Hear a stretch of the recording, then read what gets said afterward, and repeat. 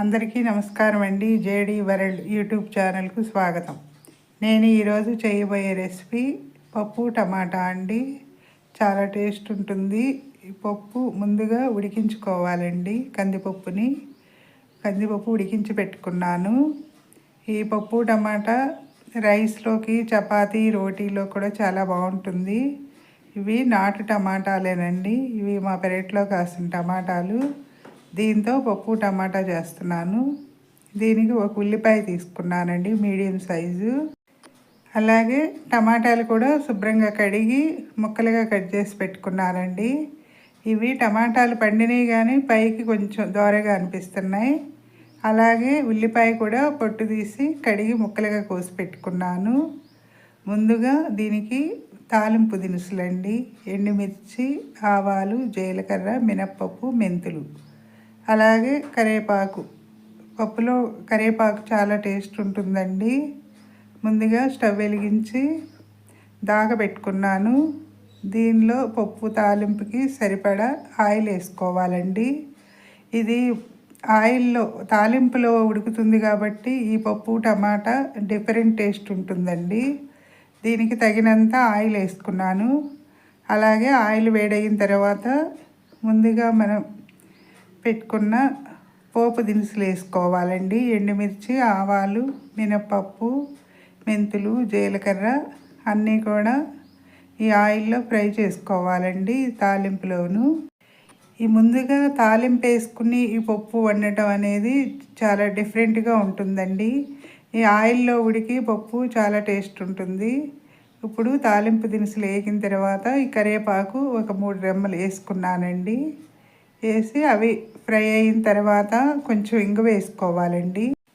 ఇప్పుడు కట్ చేసి పెట్టుకున్న ఉల్లిపాయ ముక్కలు వేసుకోవాలండి.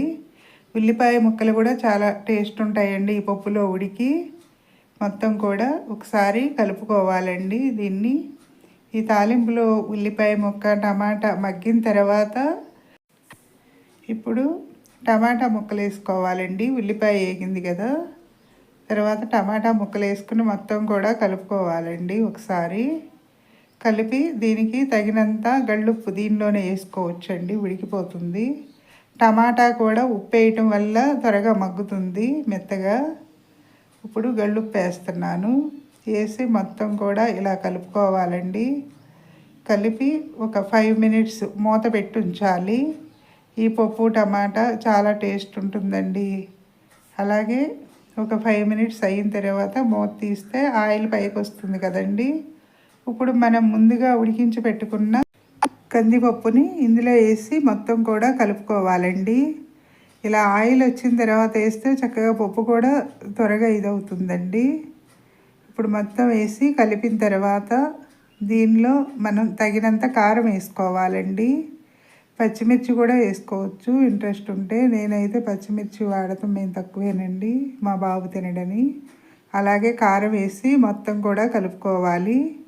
కలిపిన తర్వాత దీనిలో కొంచెం చింతపండు రసం వేసుకోవాలండి.